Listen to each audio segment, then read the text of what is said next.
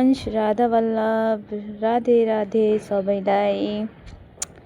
अनि आज चाहिँ म तपाईँहरूलाई आशा गर्छु कि सबजना ठिकै होला, सन्चै होला होइन। अनि हामी मध्ये कतिजनाले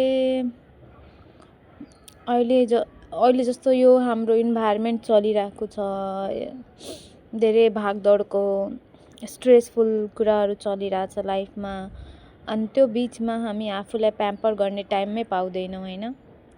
अनि त्यो भागदौडको जिन्दगीमा हामी आफूलाई केयर गर्न सक्दैनौँ, आफूसँग टाइम स्पेन्ड गर्न सक्दैनौँ।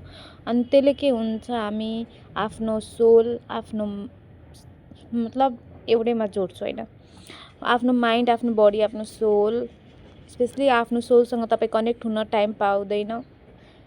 हामीले एटलिस्ट हप्तामा यो ल अफ एट्र्याक्सन जसको जर्नीमा पनि यो एड गर्छु म, प्लस स्पिरिचुअल जर्नीमा पनि एड गर्छु, किनभने यो सब कुराहरूमा एकदम इम्पोर्टेन्ट छ। हामीलाई आफूसँग टाइम स्पेन्ड गर्नलाई कम्तीमा हप्तामा 2 चोटि टाइम निकाल्नुपर्छ। अनि त्यसपछि आफूसँग टाइम स्पेन्ड गर्नुपर्छ एक्लै। अब यस्तो पनि होइन टाइम स्पेन्ड गर्नु मतलब 10 जना बसिहालेछ हजुरको वरिपरि होइन, सरी मतलब हजुरको वरिपरि बसेछ अनि हजुर टाइम स्पेन्ड गर्नुहुन्छ, त्यो भएन। तपाईँ एकदम आफै एक्लै बसेर अनि आफूसँगै बसेर अनि टाइम स्पेन्ड गर्नुहोस् होइन। अनि त्यसपछि आफूलाई राम्रो राम्रो मनपर्ने कुनै खाना खाने पिउने कुराहरू बनाउनु होइन। अनि आफूलाई प्याम्पर गर्नुहोस्, आफूलाई केयर गर्नुहोस् होइन।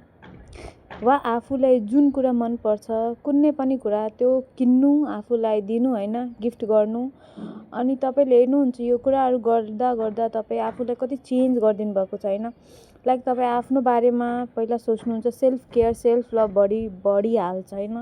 अनि त्यसले गर्दा के हुन्छ, तपाईँ अरूसँग एक्सपेक्टेसन राख्नु हुँदैन अनि आफ्नो लाइफमा आफै खुसी हुनुहुन्छ, मतलब खुसी बस्न थाल्नुहुनेछ होइन। त्यही भएर आफूलाई टाइम दिनुपर्छ, आफूसँगै आफै टाइम स्पेन्ड गर्नुपर्छ, आफ्नो सोलसँग कुरा गर्नुपर्छ। अनि त्यसपछि हजुरको ब्लकेज ब्यारेज जुन पनि छ तपाईँको यो law of attraction, law of मेनिफेस्टेसनको जर्नीमा, त्यो ब्यारेज छिटै खतम हुन्छ होइन। किनभने ल अफ एट्र्याक्सनमा कुराहरू मेनिफेस्ट गर्नको एउटा मास्टर कि हाम्रो सेल्फ लभ नै हो।